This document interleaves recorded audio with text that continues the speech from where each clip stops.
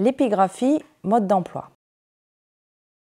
L'épigraphie est une science qui permet de déchiffrer des inscriptions de toute civilisation sur support non périssable. Pierre, bronze, terre cuite, enduit peint et lingots. Les inscriptions sont une source privilégiée de notre connaissance du monde romain. On y déchiffre des textes publics ou des textes privés. Initions-nous à la lecture d'une inscription. Sur le bloc, les lettres sont en majuscules. En latin, le V se lit U. Vivit, P, usulenus, illa, L, anoptes, gypsa, tetanigrum, et communi fil, U, usulenae, P, illarae, ux, in, fr, P, duodécime. Le lapicide qui a gravé la stèle a eu recours à des abréviations pour faire entrer le texte sur le champ épigraphique, c'est-à-dire la surface d'écriture. Repérons tout d'abord les signes de ponctuation. Ici, des points triangulaires qui séparent les mots entre eux. Repérons maintenant la formule introductive. Vivit, qui correspond à « de son vivant ». Formule fréquemment utilisée entre la fin du 1er siècle avant Jésus-Christ et le début du 1er siècle après Jésus-Christ. Ensuite, repérons les abréviations. Les Romains utilisaient un nombre restreint de prénoms, ainsi le P est celui de Publius. Les lettres isolées ne sont pas toujours des prénoms.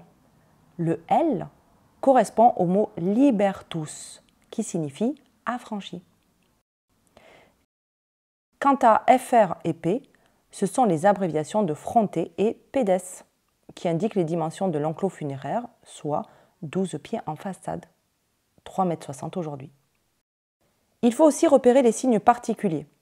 Le tetanigrum, représenté par un rond barré, signifie « il est mort », que l'on peut traduire par « feu », suivi du nom du défunt. Ce signe est d'usage courant entre la fin du 1er siècle avant Jésus-Christ et le début du 1er siècle après Jésus-Christ.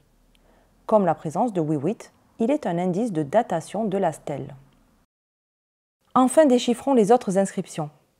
Sur un bloc, on peut lire plusieurs noms qui commémorent divers personnages.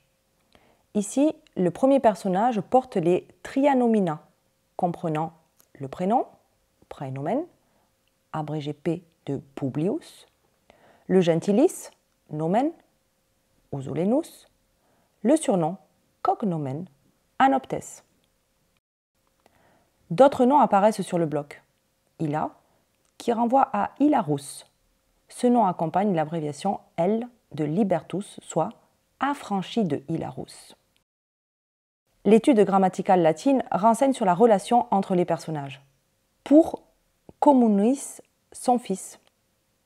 Pour usulena, illara, dont le mot ux, soit uxori complet, signifie son épouse. Le dernier mot riche d'informations sur le dédicant est gypsa, mot lacunaire signifiant plâtrier stuccateur. C'était un artisan qui décorait les riches demeures de la cité. La traduction. Enfin, une fois l'analyse terminée, l'épigraphiste complète le texte et peut proposer une traduction.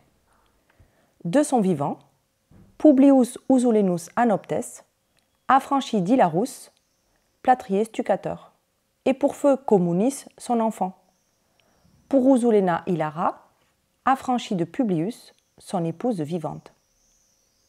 12 pieds de face. La lecture de ces stèles nous plonge dans les parcours de vie des habitants de Narbo Martius. Ainsi, la vie de la cité se révèle à nous.